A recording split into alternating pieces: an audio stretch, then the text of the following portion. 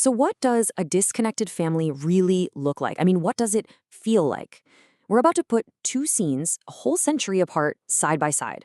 We're going to go from the whiskey-soaked fog of a 1912 stage play all the way to the cold blue light glow of a modern living room, just to see how the very DNA of family silence has changed. Okay, so let's set the scene. Imagine it's 1912. You're in this claustrophobic cottage. This is the world of the Tyrone family, from Eugene O'Neill's masterpiece, Long Day's Journey into Night. The air in this room is just thick.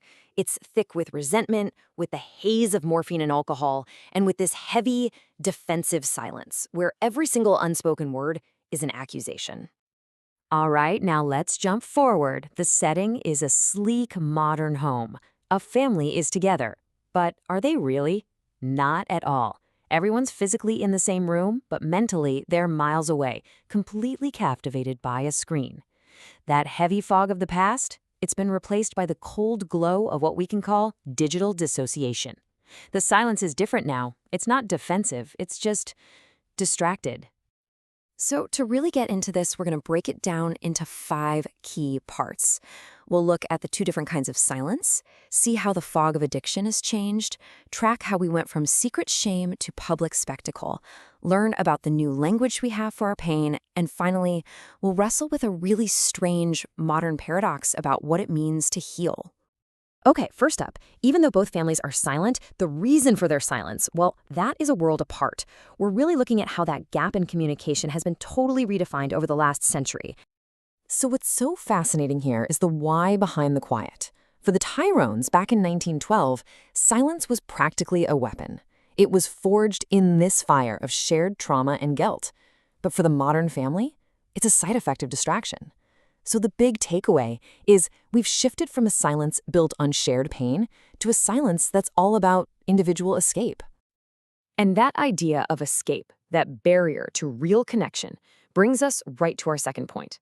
See, in both of these eras, there's a kind of fog that gets in the way of people connecting. But what that fog is actually made of, well, that has changed dramatically. So here's the crucial difference.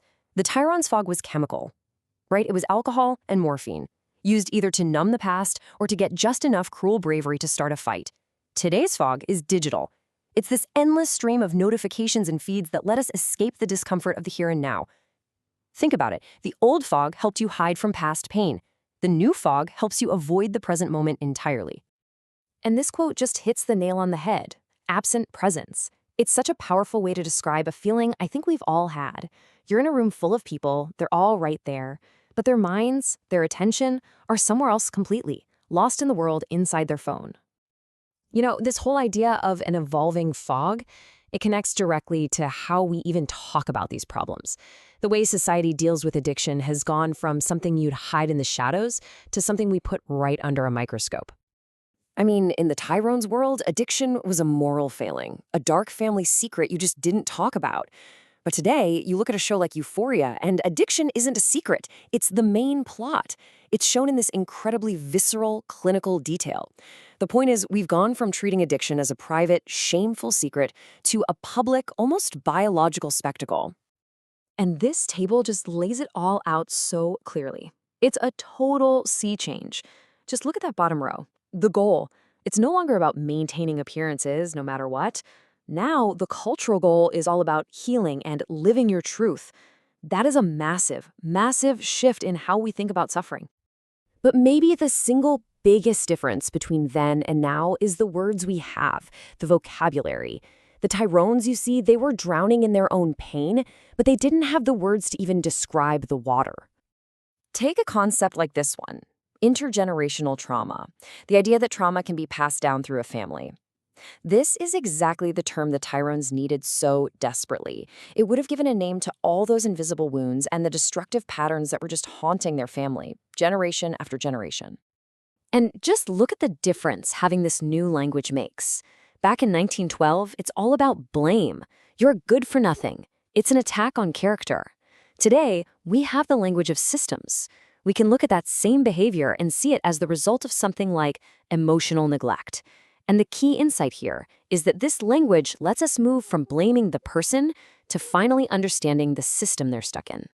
So we have this powerful new toolkit, all these words to understand our pain, but, and this is the really tricky part, all this progress has created its own weird, unexpected pressures, which brings us to our final and maybe most complicated point, a modern paradox around stigma.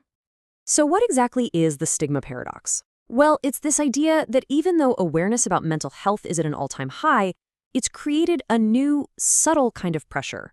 The pressure to perform wellness, to always appear perfectly healed.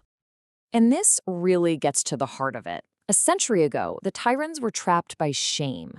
They had to hide their reality just to seem respectable to their outside world. Today, a family might be trapped by perfectionism, using all the right therapy speak to project an image of flawless recovery online, even while they're still struggling behind the scenes. It's like we've traded the prison of shame for the glass box of perfection. Which leaves us with one last question to think about.